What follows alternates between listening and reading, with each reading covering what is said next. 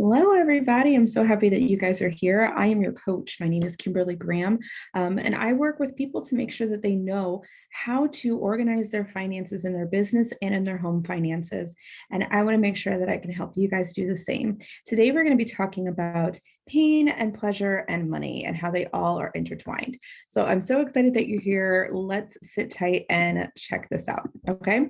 So let's make money fun. I know fun and money do not have a similar vibe. A lot of times we think money, and a lot of people have different misconceptions. So I want you to be thinking in your brain right now. When I say the word money, or when I said budgeting, maybe at first, what were your first inclinations? What did your body do? What did your face do? What did your shoulders do?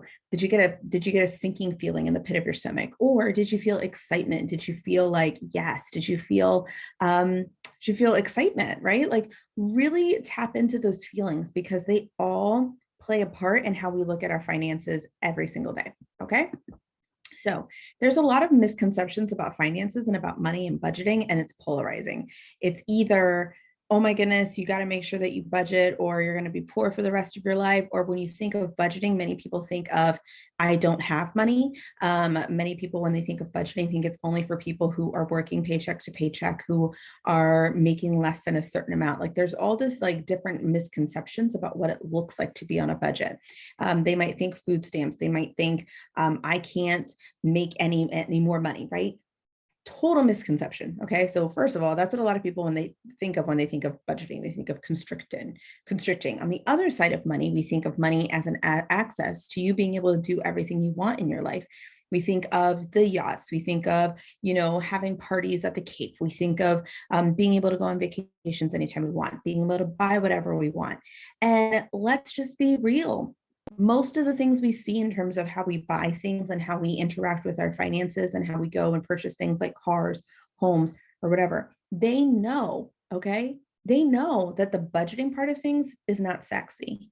They know that selling you the dream of this is where you could be, in the movies selling you that this is where you could be, that this is the status, that this is the thing. They have sold that to you because it makes you psychologically, it's going to make you spend more money. Psychologically, you're going to think to yourself, that is what makes me successful. I need that house. I need that car. This is what sets me apart based on where I was before. I have made it. I can now do this because I can't afford it, right? Businesses and corporations know this.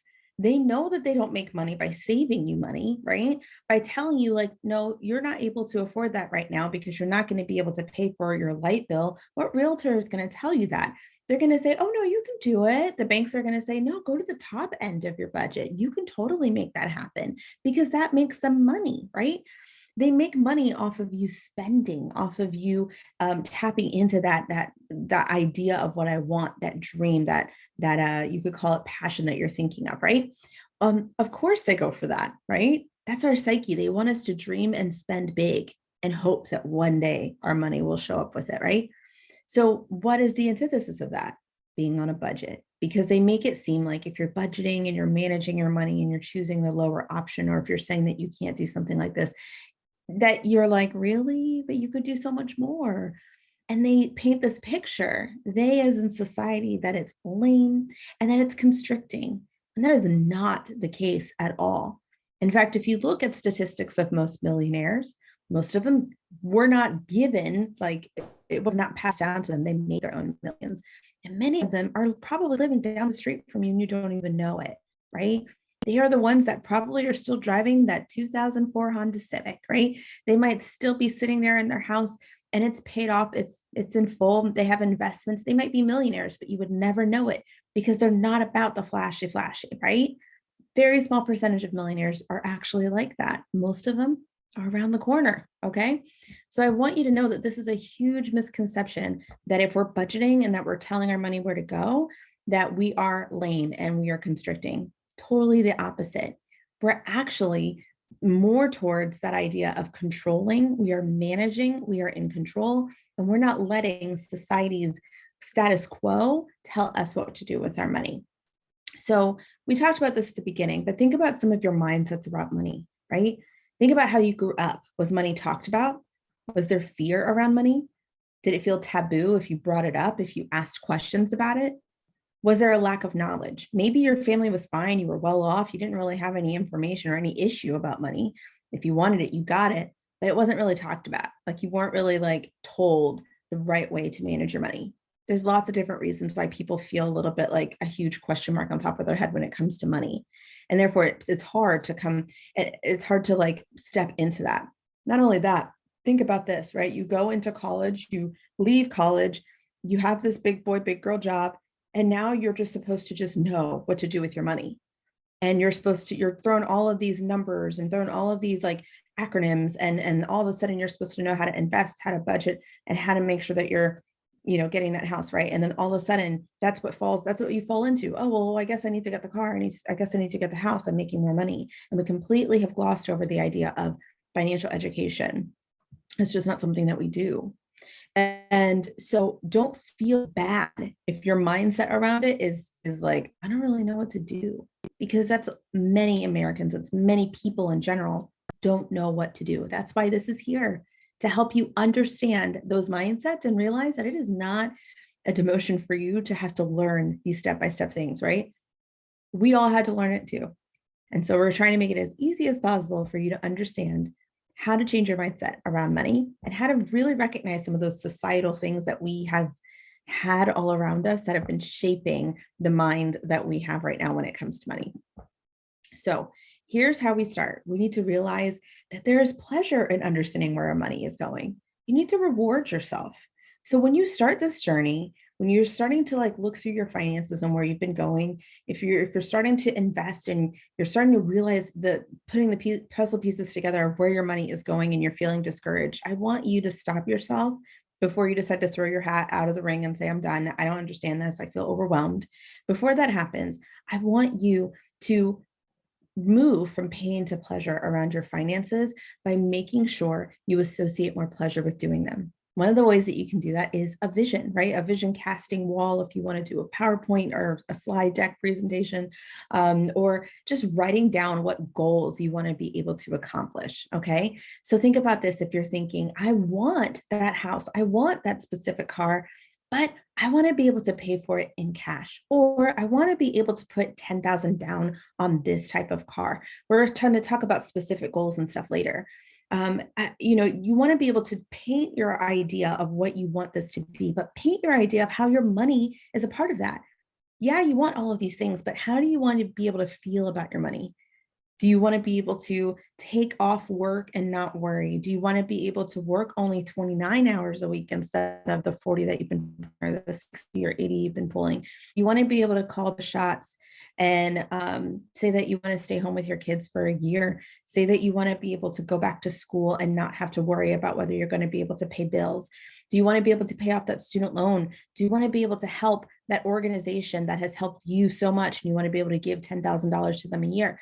These are some of the things that you need to be thinking about, because how is that going to happen, or how is that going to be able to occur?